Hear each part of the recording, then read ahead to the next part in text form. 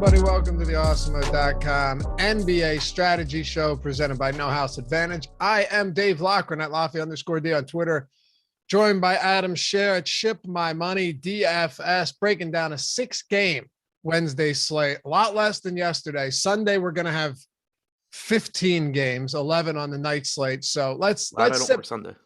What's that? Glad I don't work Sunday. Yeah. Let's Is Sunday the last day of the regular season? Enjoy this one. Yes, it is. Thank so God. It's not, honestly, it's not going to be that bad because it's 11 night games, so it's not out of control. But I have the strategy show that morning. I'm not doing live before lock. Live before lock for Sunday is going to suck.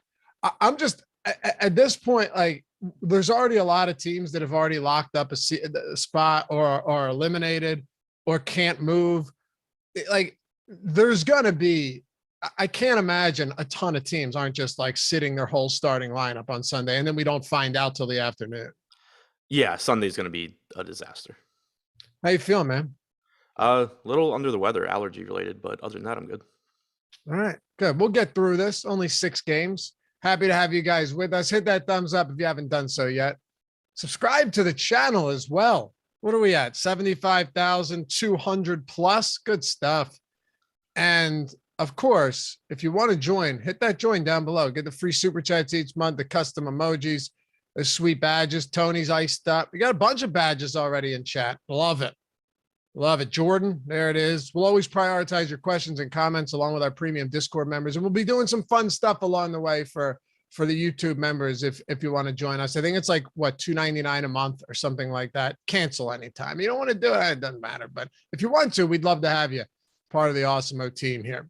Anyway, we got 6 games today. How'd you do yesterday on that ridiculous 12-gamer? Really poorly. Yeah, it wasn't a great slate. Had 3 entries, 3 tickets into the 3K Millie Maker on DraftKings. Didn't cash any of those, so that was frustrating. Yeah, just wasn't a great slate. I mean, it was one of the, like, if you, I went back towards the end of the night and just sorted in the Millie Maker, sorted by ownership percentage, and like everybody at the top was just like flame emojis. Like I'm not going to win slates like that. It just sucked that it happened on that particular one. Yeah, it was nuts. And you had DM me. I didn't see it till this morning. That like, it sucks that Embiid isn't giving Harden any shots. Like Embiid just dominated that game. Yeah, like not that I liked Harden a lot yesterday, but he ended up in one of my 3 lineups that I played in that, and he was like 0.5% owned. So it was like, oh, cool, I get to play for $1 million with Harden at 0.5% against Indiana. Hopefully, this is the game where that happens. And then at halftime, Harden had less fantasy points than Embiid, Maxey, and Harris. Yeah, he shot 3 for 8. Jokic, another huge game. Regardless of MVP, and they actually got beat up pretty bad in that one yesterday at home. Regardless of the MVP race, like Jokic wins it. It's been fun watching those guys every night, like on the same slates, both of them dropping like 40+ points. Yeah, I mean, that's what kind of gets lost in it. And like, I'm guilty of it too, because I firmly believe Jokic is the MVP, and I'll argue with Embiid people about it. But like, just the fact that Embiid is as ridiculously good as he is, Jokic as good as he is, Giannis as good as he is, like the fact that you have all 3 of those guys in the same season doing what they're doing is insane. Yeah, it's amazing. It is. Jokic minus 320 to win it now. So there's no real argument that he should be the MVP. What's crazy to me is that like any other season, Embiid could be running away with this. Right. Yeah. Like most seasons, Giannis is running away with it, or Embiid is running away with it, or Jokic is running away with it. And now it's just like all 3 of them are just doing like crazy stuff. And I mean, like, that's not to take away from guys like Doncic and Booker, like that are also fantastic and just not even in the conversation. Well, it's funny you say that, because I was going to point it out, like to even further illustrate it. You have Jokic at minus 320, Embiid at plus 220, Giannis at plus 600. And then the next closest is Devin Booker at 75-1 plus 7,500. Right. Yeah. I looked the other day because I said something about Jokic being MVP, and like multiple people were replying that it should be Luka. Their argument was that Dallas has a worse supporting cast, which is insane. But like multiple people arguing like, oh, it should be Luka. And it was like, Luka's not even relevant in this conversation, really. And it's not a knock on Luka. It's just how good Embiid, Giannis, and Jokic are. No, it's nuts. Yeah. A lot of people talking about the Thunder yesterday. There was word before that game started that, what was it, like he was going to play 10 players, but we had no idea who those players were going to be. It wasn't even that. It was, so they said that they were going to start Kalaitzakis and Simpson. They didn't say for who. Then they said they were going to dress 10 players, but not play 10 players. Right. And then played 8. And no, then 7. Yeah, I'll say, I think they played like 7, maybe 7. Like, yeah. They played, hold on. I'm just looking at this now. So they played 7, but Lindy Waters played 4 minutes. So Simpson played 44. Kalaitzakis played 43. Jalen Horde played 46. Roby played 44. And Oliver Sarr played 39. And they won. They came back from down 9. They were down 19 in the 4th. I didn't realize that. Yeah, they were down 19 in the 4th. Granted, it's the Portland Trailblazers, but still, it's Uh, crazy. Someone DM'd me last night that he had tweeted something about Lindy Waters being too good to be on the floor for tanking, and Lindy Waters' mom liked it. God, that's incredible. I mean, that is like you see this a couple times a season. Sometimes where you have a 7-man rotation and they play 4 guys 43 plus minutes, someone else 39, another guy plays 4 minutes. Krejci played 22. But what's remarkable about this, and I'm honest with you, I don't remember the last time I've seen this, if ever, when you could have dressed or when you could have played 10 players if you wanted to, but decided to play 5 guys for 40 minutes. Right, exactly. Like, just totally bizarre. Holy shit. Yeah, there's nothing you can do to predict something like that. Like, no matter what you did, I think maybe would the best move have just been to stay away from them or go to just like a Jalen Hoarders. I don't really know what the recourse is when you get news like that. Yeah, I mean, I obviously didn't handle it that well, but it was rough. Like, with guys like Pokusevski, I didn't necessarily think he was going to DNP. I thought it was possible, but I certainly didn't think he was going to play enough for me to want to play him in DFS. Same for guys like Maladon and Wiggins. I expected, a lot of minutes for the guys that were starting. We had seen previously when Horde first came up from the G League, he played like 40 minutes in that game too. So I expected it to go the direction that it went, but I didn't necessarily think they were going to go like all the way. Yeah, hard right. Right. Yeah, exactly. Yeah. Anyway, we got 6 games to talk about. Glad you guys could join us this morning. And then we got a lot coming up throughout the day. I mean, you got the deeper dive with Adam and Alex. You have Live Before Lock with Greg and Gundacker. And then PGA Live Before Lock for the Masters. Ben Rasa, Jason Ruslan, and Alex Baker, Awesemo himself, joining them on that stream. So that should be fun. 3-man booth for Live Before Lock for the Masters. Come on. Anyway, let's dive into this one. You got Dallas, you got Detroit. So we'll go game by game as we always do. Dallas laying 8.5 against the Pistons. I think this is actually a pretty fun slate right now with what we know, and we know a decent amount. Dallas isn't like the most popular team, but you're still talking about a slate where you have Luka and then you have a slight drop off to just Durant. And the only reason I say that is because he has an Irving on his team. They're playing the second of a back-to-back today, and Trae Young playing a second of a back-to-back. 7 of 12 teams are on back-to-backs today. Let's kick it off with Luka at the top. Also, no games that really matter. I mean, like Boston, Chicago, sort of, Phoenix, Clippers, sort of, and then every other game, it's like one team that is in the playoff race and one that isn't. Well, Phoenix and the Clippers doesn't matter at all. They're both just locked in? So Clippers are in the 8th spot, 4 games ahead of the Pels for 9, and yeah, they're 8 games out of the nut. Okay. Yeah. So they have no shot. So I was wondering this morning, and as I was putting the run sheet together, like, do you just see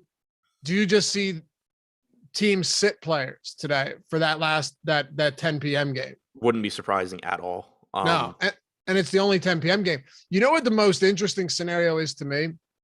I know we've talked about this, and I know we agreed, like, you can't quantify anything here, but the Celtics, Bucks, and Sixers are all 49 and 30 in the East, 2nd through 4th seed. Is there any strategic play here where like teams just don't really care to get that 2 seed? Or I know, again, we can't quantify it, but it is very interesting. All 4 of them deadlocked at 49 and 30. Yeah, it'll be interesting to see how that plays out, because I don't really know for sure what the what teams goals or intentions are as far as seeding goes. I think there are 2 spots that matter, because the Nets and Hawks are both 41 and 38, and the Nets are in the 8th spot and the Hawks are in the 9th spot in the East. Yeah, but they're not playing each other. No, but I'm saying it's still 2 teams that have something to play for. Yeah. I just meant there weren't any games that outside of the Boston-Chicago game where both teams have implications. Yeah. Gotcha. All right. Yeah. So, I mean, as far as Dallas goes, it's kind of what it's been for a while. Luka obviously looks fantastic. You don't have Jokic on this slate. You don't have Giannis on this slate. So just a little bit easier to get to Luka than it normally is. No Embiid either. Good matchup, all of that. Brunson at 6,100, I think looks reasonable as well. Should give you 32 minutes or so, maybe a little bit more. You know, 0.9 fantasy points per minute on average. So I think those two look the best. And then if you get to a little bit of Finney-Smith or Powell, I think that's fine. But Luka and Brunson clearly the priorities for me. By the way, I don't really think the Chicago-Boston game has any implications either. I mean, it does just for Boston's seeding, really. Right, but you were saying both teams. Like if both teams have a. I mean, the Bulls are only a game behind Toronto. Yeah, I just figure like 5-6 isn't a big right. deal. Yeah. There's no games today where it's like, you know, two teams competing for, you know, the 10 seed or something. Exactly. Like the Bulls. Here's the thing with the Bulls. They've already clinched an actual playoff spot. Like the worst they can get is the 6th seed. Yeah, because the Cavs lost to Orlando last night, which is absurd. Orlando missing Cole Anthony too, and Wendell Carter. Jr. Yeah. I don't get it. Anyway, Detroit to me is a lot more interesting today because you have, first of all, you have a guy in Carson Edwards who played 30 plus minutes off the bench last game. Corey Joseph is out. Marvin Bagley remains out, and Kelly Olynyk is out. But Rodney McGruder's also out of this one, and he played like 27 minutes off the bench last game as well. So that's what makes this kind of interesting, right? Like Frank Jackson played huge minutes in the starting lineup last game. You still have Cunningham and Bay, but those prices have gotten, you know, have crept up considerably, and it's not a good matchup against Dallas. I understand that, but this to me feels like another one of those spots where Dwayne Casey, another one of those spots in terms of like, what do you do with the rotation? That Dwayne Casey might just do some wacky shit with some young players in a meaningless game. It certainly feels that way. Yeah, and I mean, you're getting Cunningham back. He didn't play last game, but at 8,800, not only do you have the difficult matchup with Dallas, but like you were saying, you have the question of like, how many minutes does Cunningham even play? Like if he's out there playing well and like this is a game, does he just not play the second half? You know, like Right. there's legitimate risks in how many minutes he's going to get. If you just call it like 30 instead of, you know, the 36 that we were seeing a couple of weeks ago, he's pretty clearly overpriced. Same can be said for Sadiq Bey.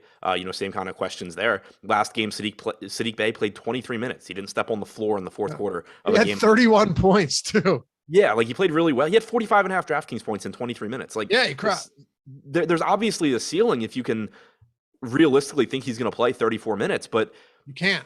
It was a game decided by 4 points, and he didn't step on the floor after the 6 minute and 28 second mark of the third quarter. Like, I have a really hard time getting to the actual NBA players on Detroit. I'm more interested in looking to, you know, $4,300 Braxton Key, $4,800 Isaiah Livers, you know, maybe a little bit of $4,900 Stewart. But even him, like 21 and a half minutes last game. Down the closing lineup in that game was Isaiah Livers, Frank Jackson, Rodney McGruder, who's out, Carson Edwards, and Braxton Key. I mean, I just have no confidence that you're getting a lot of minutes from any of the guys that have been starting for Detroit this season. I agree. And it's really tough to project these minutes. Like how much do you give to Carson Edwards today? You know, mid-20, like I think mid-20s to Edwards and Jackson is reasonable. You know, 28 or something to Hayes is reasonable, but also you could just be, you know, you could be overestimating Hayes by 6 minutes and short on 6 minutes on Edwards or Jackson. I mean, it's really difficult, I think. And I think the problem with this too, and it's a huge problem, is even if you get the starting lineup, it doesn't really mean anything. Think about what I'm saying. Like if you get the starting lineup, it doesn't matter if Bay's in there, if he only plays 6 minutes in the third quarter, or, you know, it doesn't matter if who's in there, if Dwayne Casey just decides to run the bench heavy. Like the starting lineup is so much less important than it would be in a game that wasn't on April 6th. Right. And it's not like last game is the first time we've seen that. You know, if it was, you could maybe chalk it up to like, oh, you know, he liked the way those guys were playing well, you know, playing together, whatever. Like we've seen, you know, Tyronn Lue do multiple times with the Clippers on occasion. But like we've already seen the game where Detroit just at halftime is just like, yeah, no, we're done. You know, it's not the first time we've seen Detroit do something like that.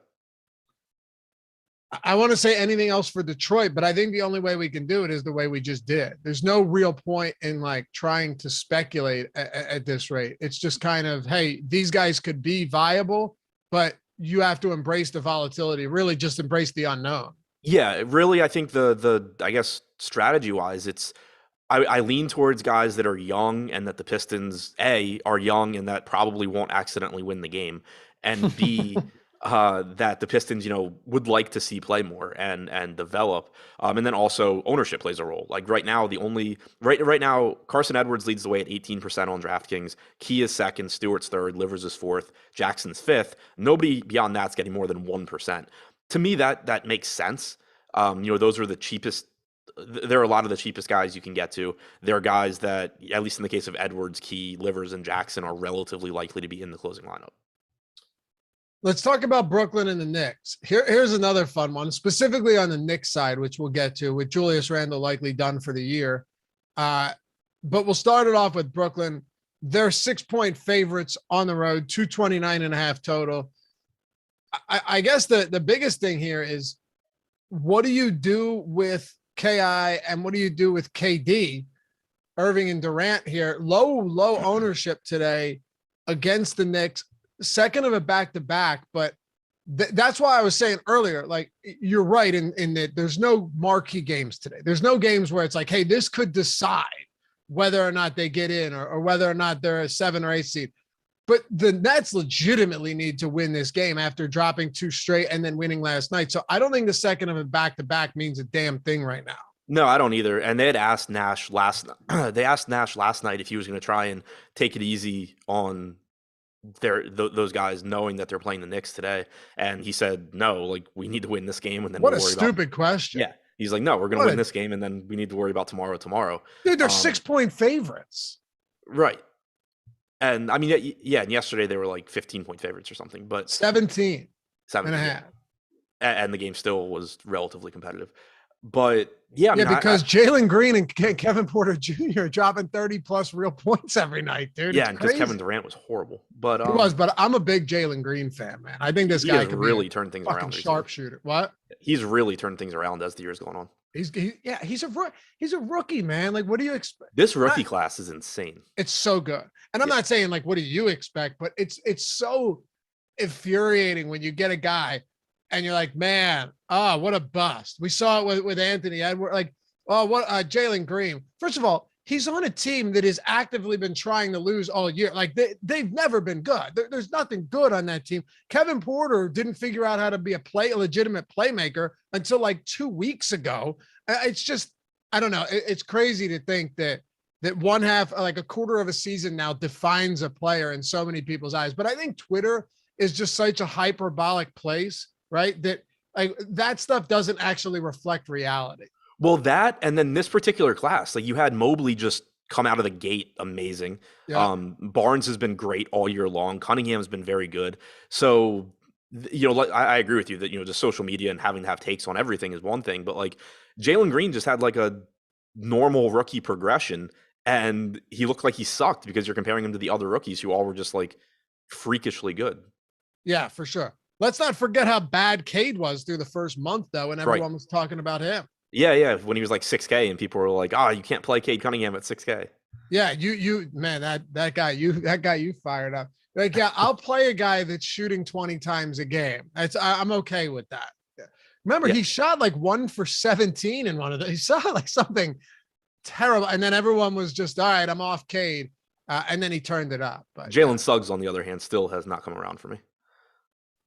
No, that for this year, I think you may have to hang it up on. Yeah, hopefully they keep giving him minutes limits, so I don't have to go back there. What a fun rookie class! Yeah, exactly. What a fun rookie class, though. Like, it's it's really, really good. I mean, as far as Brooklyn goes here, like, I still like getting to Durant. I like getting to Irving. You don't have as much opportunity cost on this slate as you did yesterday, since you don't have the 3 MVP favorites all playing. And like you were saying, I mean, you can still expect huge minutes from these guys. If this game goes down to the wire, you're probably getting 38 to 40, if not more, from Durant and Kyrie at 6% ownership for Kyrie, 5% for Durant. I think that one of the questions will be, how much value do you get? How much cheap value that makes it, that that allows you to get to these guys. But I really like them at low ownership, given that this is a slate where you have not only do you not have a lot of pay up options, but you also have a lot of teams that don't have anything to play for. So like being able to point to a Kevin Durant or a Kyrie Irving and say these guys are playing 38 to 40 with confidence is really appealing to me. I feel the same way. By the way, we didn't even mention Giddy. Oh yeah, I totally forgot about him. I mean, Giddy before the injury was outstanding on another terrible team. So, yeah, crazy rookie class, man. And What's my the boy difference right now in ownership between? So Luka's at 21% on DraftKings. I think he is the best pay up option, but I don't think he should be getting like 4 times the ownership of Kyrie or Durant. I don't either. Not to mention that Kyrie Irving's price tag has actually been coming down. Like he's 10K today. He's a 2K discount from Luka. It's not apples to apples, obviously, but Irving is really affordable on this slate. So yeah, it's one of those situations where like Luka's obviously going to project a lot better because he's not playing with Kevin Durant, he's not playing with Kyrie Irving, and those two obviously do cut into each other's rates on average, but they're still so good that you can just get a game where one of them takes over. I mean, Durant has kind of been alternating games. The two where I did play him recently, he was awful. And then the two where I didn't, he scored 70 plus points. But like, it gives you an idea of where the ceiling is. You know, he's still gone for 70 plus in 2 of his last 4. He's not going to like get 60 as frequently as Luka, but the ceiling is still just as high. Same goes for Kyrie. Yeah. Do you have any like tepid interest in Claxton or Brown again today? Yeah, a little bit. Claxton at 3,800, I think, is a pretty decent value option, especially if other stuff doesn't open up. Likely to give you 20 to 22 minutes. Brown at 5,300, I think, is still reasonably priced as well. And then, you know, in tournaments, if you do want to roll the dice on some Andre Drummond at 6,100, that's fine. You know, the minutes are kind of all over the place. Like he did close yesterday, which was good to see. The fact he only played 20 minutes actually isn't that concerning because he picked up his 4th foul 19 seconds into the 3rd quarter and went right back to the bench. Aldridge being in the rotation yesterday was not expected. So that was interesting. I don't really know what to make of that. But I think that in general, just, you know, $6,100 Drummond, you know that the playing time ranges from like 20 to 28 minutes. So really risky option, but certainly a ceiling. I really am, even at some elevated price points, very interested in some New York Knicks today. You have no Julius Randle, again, likely done for the season. Grimes is questionable, but that's not a big deal. Toppin is playing well. I was reading some stuff on like controversy in New York now that, you know, Tibbs should have been playing him and Quickly more.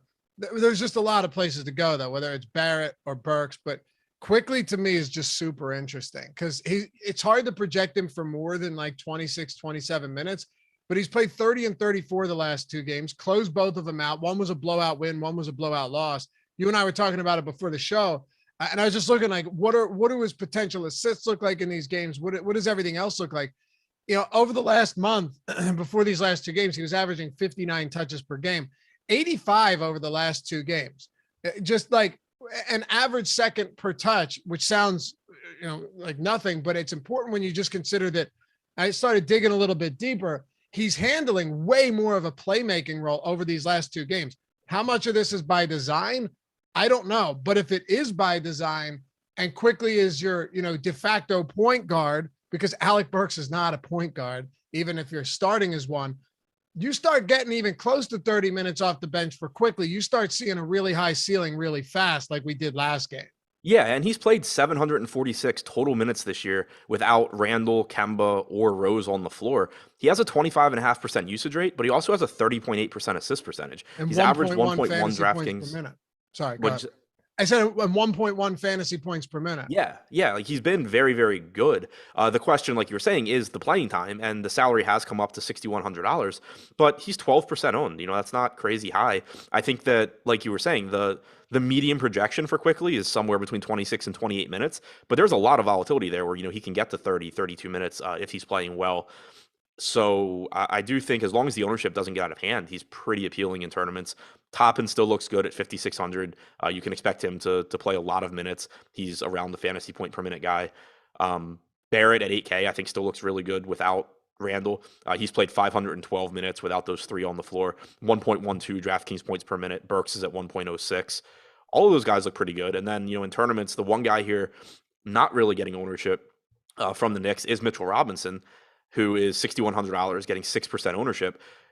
He's he's really similar to Drummond for me, where you never really know exactly how many minutes you're going to get, but he has enough, 30 plus minute games in his range that there is a high ceiling here, even at a relatively expensive price tag. Absolutely.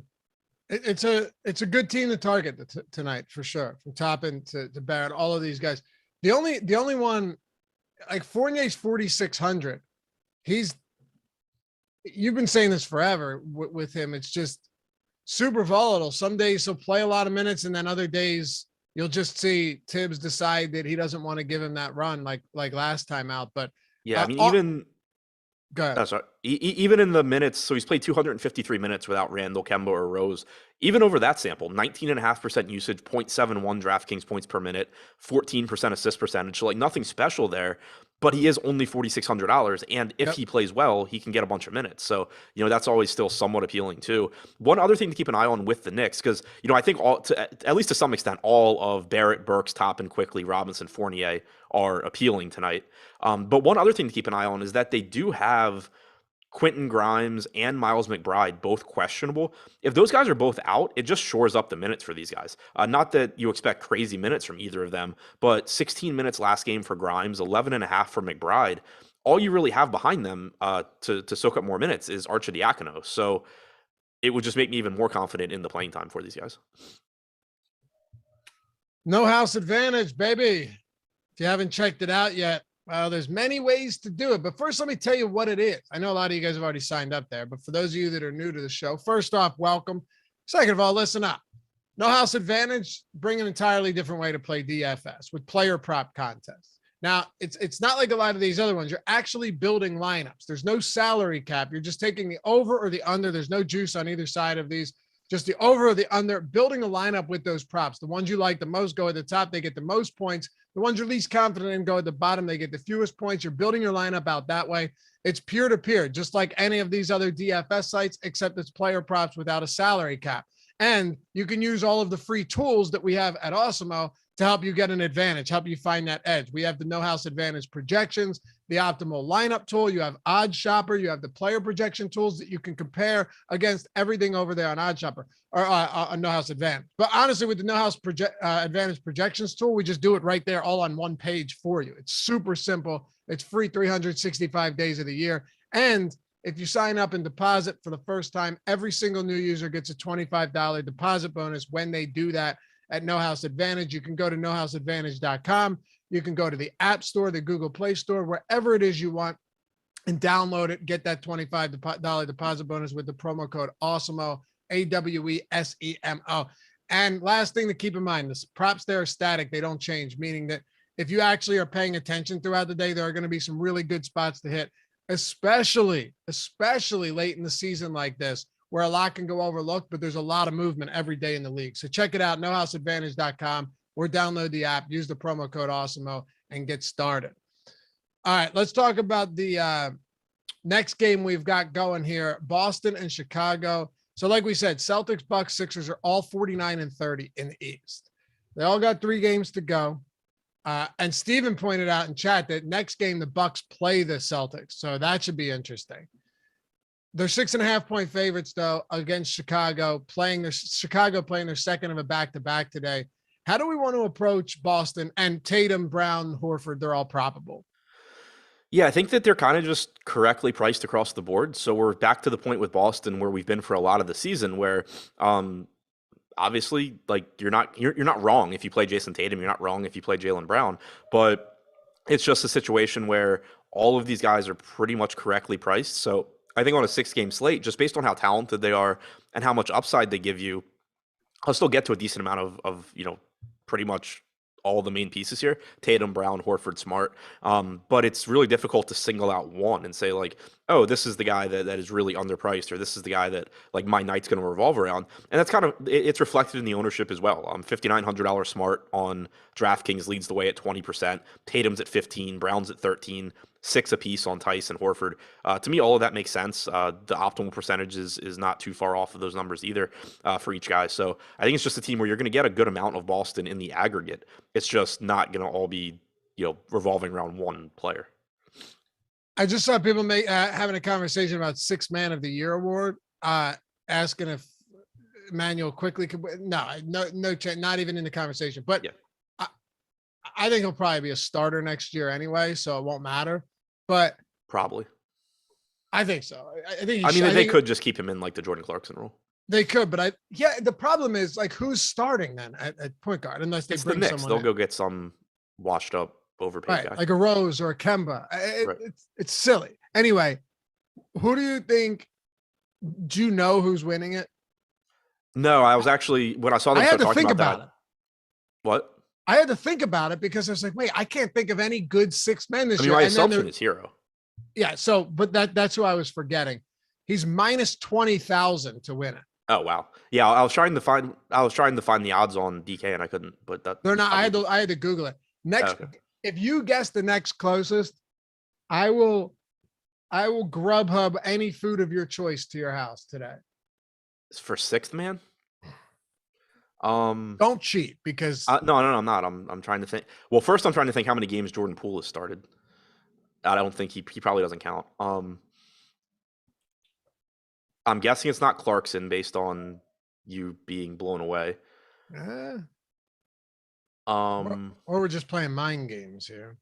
Yeah, or just making a ridiculous bet for no reason and messing with me. Oh man. I'll say Clarkson because I can't think of anybody else. Yeah. Nope, he's close. Malik Monk. Kelly Oubre. Yeah. At 66 at plus 6,600. Actually, he's tied with Kevin Love. So nice job, Jordan. Clarkson's plus 12,500, 125 to 1.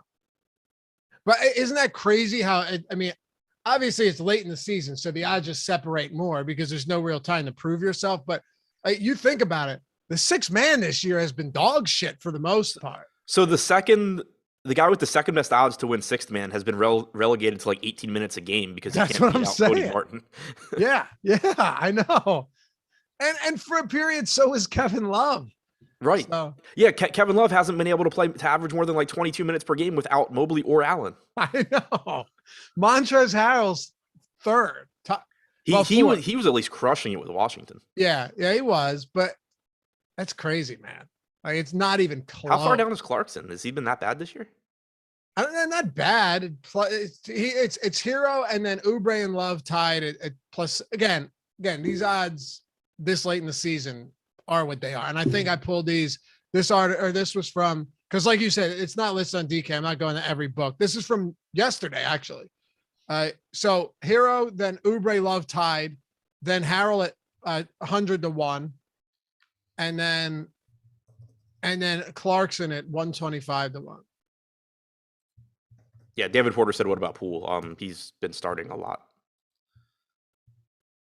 Yeah, Poole's been starting a ton. Yeah, so Poole has started 48 games this year. He's come off the bench in like 25. Yeah, that's not a six man.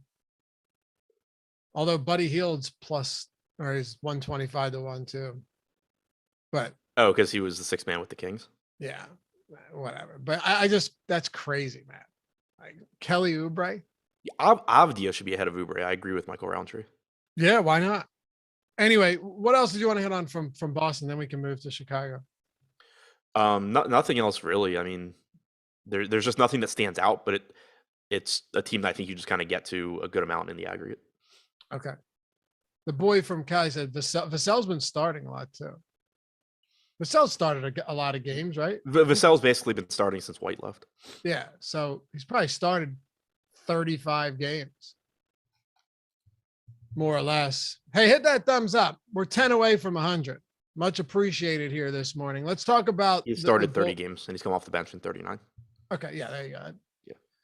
So Chicago's got Zach LaVine probable. This was one of those instances where he was already ruled probable yesterday, right before he was even ruled out. It was like he's not going to play, but he's expected to play on Wednesday, just given that it's a back-to-back set.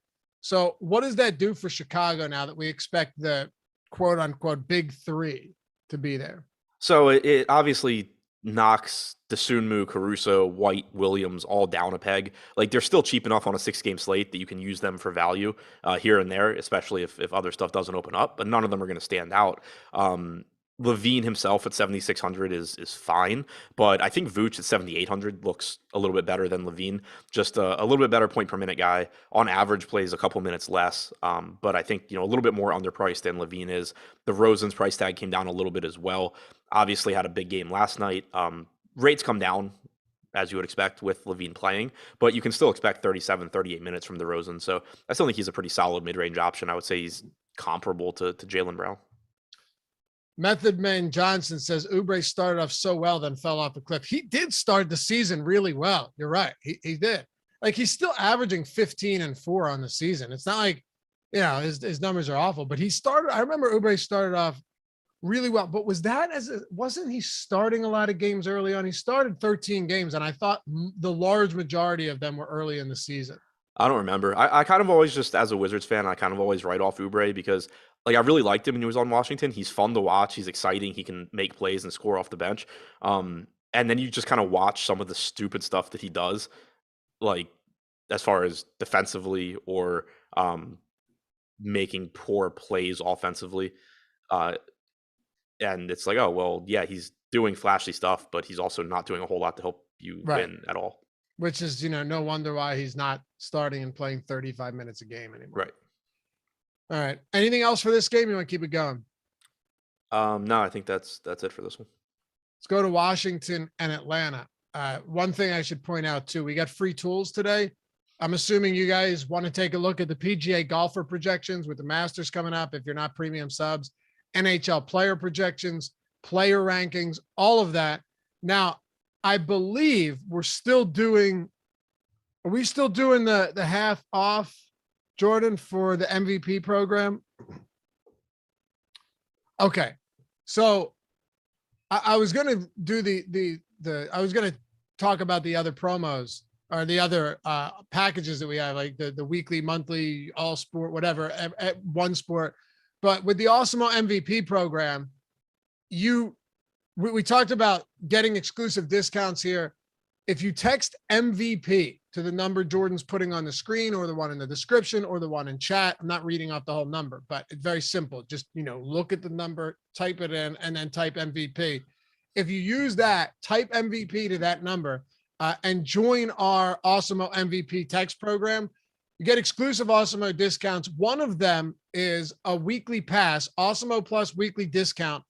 It's half off, immediately off the top, 50% off Awesemo Plus Platinum weekly. That's every single thing that we have on the site, half off. And you've got MLB starting tomorrow. You have the Masters tomorrow. You've got NBA. You've got PGA, esports, UFC, NASCAR, all of that. All of the tools that we have for every sport right there, 50% off. Text MVP. You'll be able to take advantage of that. Also, you'll get the first crack at beta testing, which is huge. I know that's always exciting to be able to beta test, be the first in the door to check out new tools. I know one tool we have coming up is super exciting. And everyone will be entered to win a free year of Awesemo Plus Platinum. So take that 2 seconds out of your day, text MVP to that number. We're not going to spam you, by the way. I made sure of that. I was like, I'm not doing this if this is a spam thing. I can't do it. I hate it. I hate when I get spammed with text, and I was assured, no, none of that. Just actual stuff that can benefit everyone who does it. So text MVP to that number and get in on that stuff. All right. Let's talk about Washington and ATL. Washington against the Hawks. The Wizards are just one of these teams. We say this, honestly, we say the same thing every day about them at this point. Yeah, keep an eye out for news here. It is a back-to-back. Porzingis has been playing back-to-backs, but as I've said a few times recently, I wouldn't be surprised if they shut him down at some point before the season ends. Granted, we're basically at the end of the season, so maybe they're not going to. But if Porzingis is in, 8,400 looks good. Like, you're expecting 29, 30 minutes. He averages around 1.4 DraftKings points per minute. Pretty solid price tag there. If he's out, then obviously you're opening up more minutes for guys like Daniel Gafford and Thomas Bryant. You're opening up more usage for other guys, but we'll have more information on that later. So assuming he's in, he looks good. And then you get to the rest of these guys where they all look fine. Really, like KCP, Rui, Ish, Avdia, Kispert, like they're all just kind of average plays.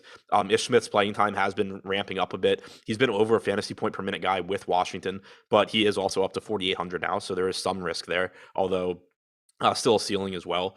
Rui's price tag jumped a bit. You can expect around 28, 29 minutes from him. Denny Avdia has been playing around 28 minutes off the bench and playing well, but he's up to 5,400. So it's really difficult to point to any one guy other than Porzingis that really stands out from Washington right now. But on a 6-game slate, I think it's another team where I just kind of end up with a little bit here and there of guys like, Ish, Avdia, Rui. From a rules standpoint, I wouldn't play Satoransky with Ish. I wouldn't play Gafford with Porzingis. They did play alongside each other a little bit yesterday, but that hasn't really been something that they do all that at all outside of yesterday. So I wouldn't play them together. And then I don't know why you would have more than 2 Washington guys anyway, but I wouldn't play more than 2 of the KCP, Rui, Denny, Kispert group. All right. So the Wizards are 10.5-point dogs. They're also on the second of a back-to-back along with Atlanta. So no real injury news to speak of here. That's why we've got Live Before Lock. That's why we have the deeper dive and all of that good stuff to keep you updated. That's why we have our boy News God that'll throw everything into the Discord chat. But when it comes to Atlanta, just given what we have right now, are you heavily targeting anyone here, or are these also kind of secondary options that become a little bit more appealing because it's only a 6-game slate? Yeah, I think that's the case, but it is a good matchup. Like, I think that Trae Young at 10.5 looks very good here. I think Capella at 6,300 looks very good. Behind him, you have a Kongwu at 3,900. Certainly can use him in some tournament lineups as well. Hope that Capella gets in foul trouble, the game blows out, Okongwu just plays well. Any of those things can happen and allow Okongwu to pay off that price tag. So I like those guys in particular. Then you get, Bogdanovich, Herter, Hunter, all looking pretty neutral. If Bogdanovich were to sit, it benefits Young. It secures minutes for guys like Herter and Hunter. But assuming he plays at 5,500, that's actually a pretty appealing price tag for what's likely to be 28 to 30 minutes. If we were to round up this game, who are your favorite plays from this game as a whole? Trae Young, Clint Capella, Kristaps Porzingis. Okay. So the higher priced guys. Clint Capella mid-range, but yeah. For the most you can throw Bogdan in there too, I guess. Like, if I'm only playing one of like the secondary Hawks or Wizards, Bogdan would be the first one that I play. Okay. OKC. Wings would have been the word I should use there. Yeah. What word did you use? Secondary. Well, because I was thinking like in terms of like not Trae Young, not Kristaps Porzingis, and not Clint Capella, but like really it's just all the wings that these teams pretty have. much, yeah. All right. The Thunder, 16.5-point dogs, 222 total against Utah. This becomes even more insane now because it's like on the second of a back-to-back, do you see the same rotation where these guys play 40 minutes? I can't imagine that happens, but I truly have zero. I have zero idea what's going to happen tonight. Here, my guess is that it goes back to their normal lineup and their normal rotation. My theory is that they were confident they would beat Portland with Maledon and Pokashevsky and those guys. I doubt that they are particularly concerned about beating Utah in Utah, no matter what they do. So you think they actively wanted to lose that game? Yeah. Are so inept that they found a way to still win it with a 19-point comeback in the fourth quarter. Yeah, like that game, I think just kind of showcased.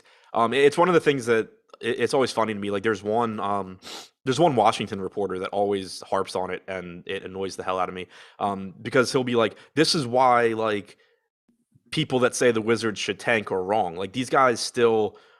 Like they want to go out there and play hard. It's like tanking doesn't mean the players don't try. It means the coaches put them in positions where they're more likely to lose.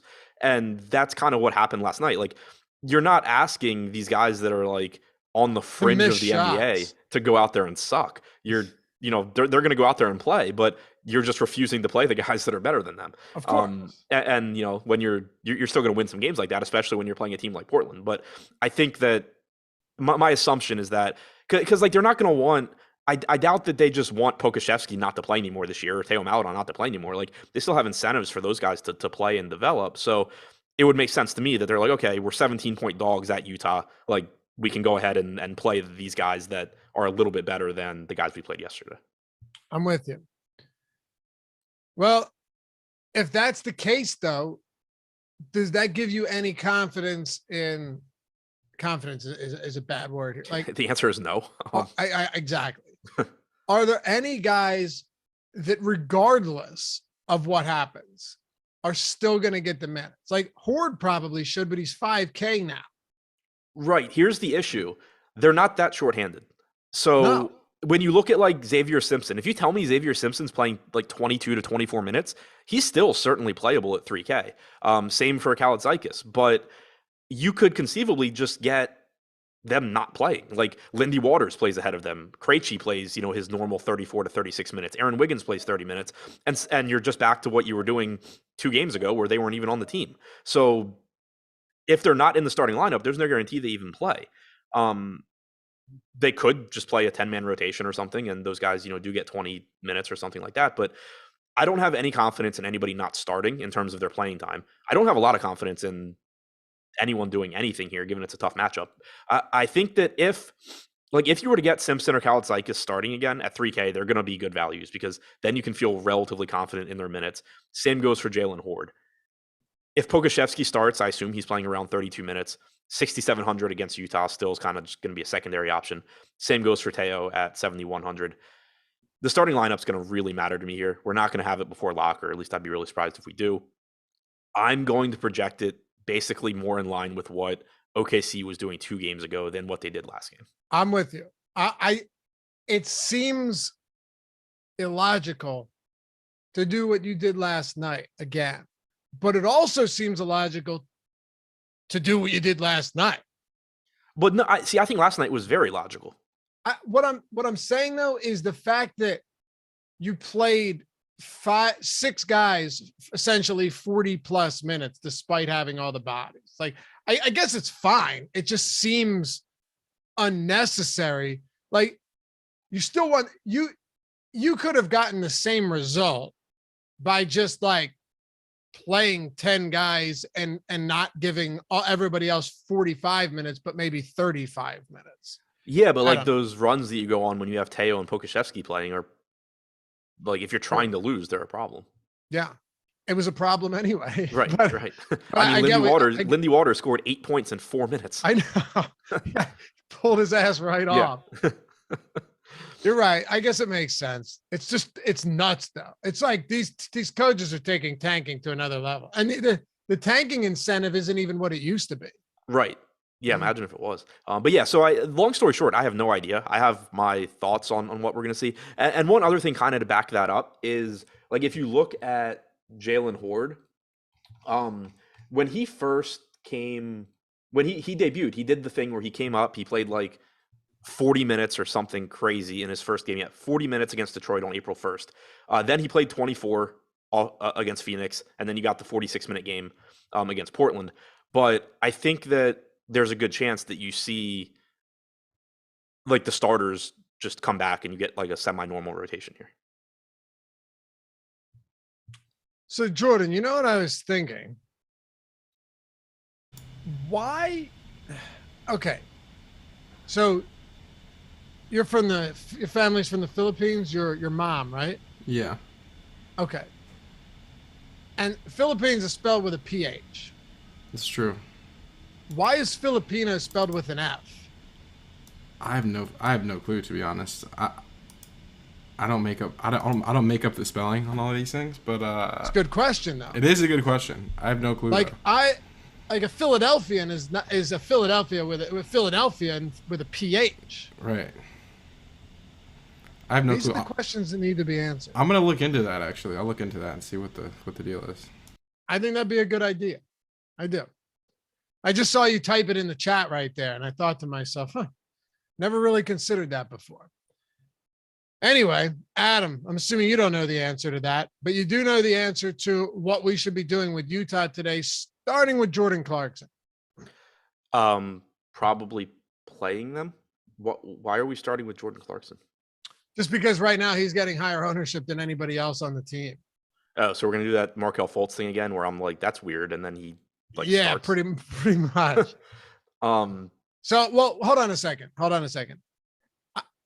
They do need to win this game, but it is a second of a back-to-back. So, yeah, I mean, they should win this game. We've already seen OKC beat Denver in Denver, though, and I think they beat Phoenix the other day too. But yeah, I mean, I think that as a whole, Utah looks very good. They are getting some of the highest ownership. Clarkson at 5,400 makes sense. Like, he's probably giving you around 28 minutes, give or take. He's about a fantasy point per minute guy, a little underpriced at 5,400. Bogdanovich at 3,200 or 5,200, likely to give you 30 to 32 minutes.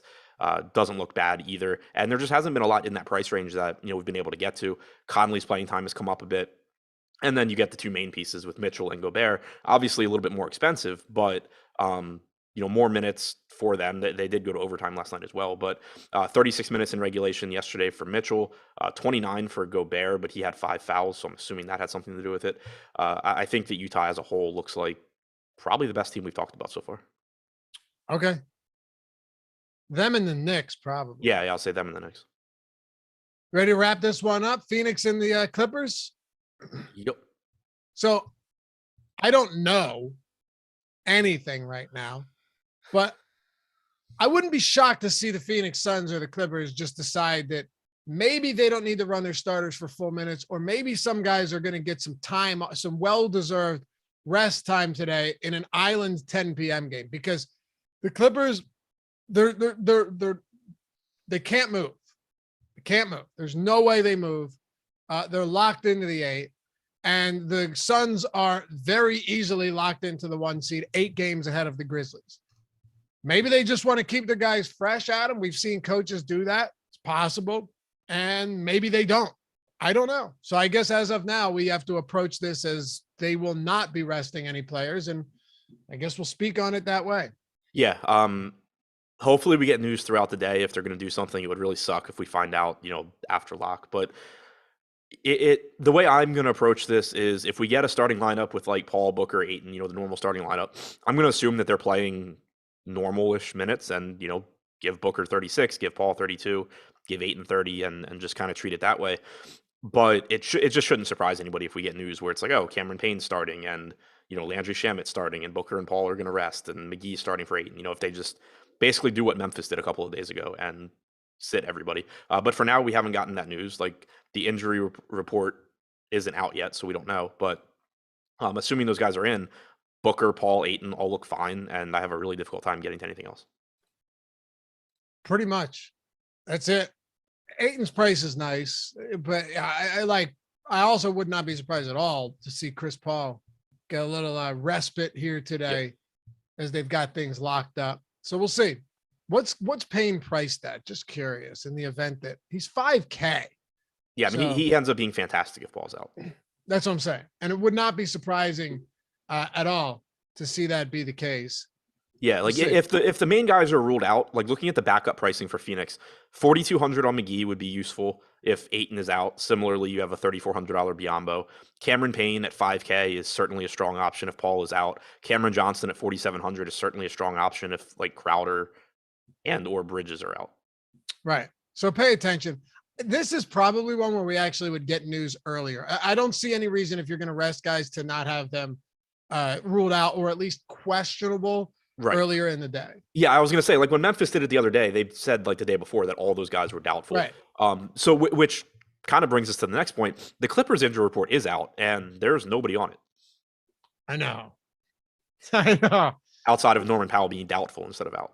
Right, who hasn't been playing anyway. So, but the difference here too, like a lot of times I think that it's almost like teams coordinate where it's just like, oh yeah, we'll both just take the night off. But I think this is a little bit different because the Clippers still are trying to get everything set with Paul George and like, get ready for the playoffs. The Suns have been this team all year long. So I do think it's more likely the Suns rest than the Clippers. And the Clippers have a back-to-back to close out the season on Saturday and Sunday, and Paul George probably doesn't play one of those. Right. That would make sense too. Plus, it's a home game too. Like, I think all things equal, if given the choice, teams typically try not to screw over their fans. Yeah.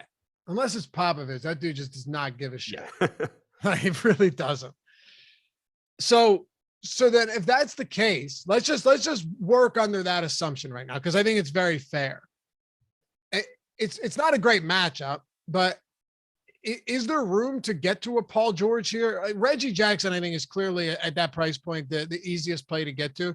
But is there any meat left on the bone for a Paul George here? I think George is more of, like a secondary tournament play where you can bet on the talent. He certainly is capable of going out there and having a monster game, but he's also similarly priced to guys like Jason Tatum. He's more expensive than, Mitchell and Brown and I don't know, other guys that I'm blanking on right now. And it's not exactly a great spot where you're like, man, this matchup's so good that it might just be worth it.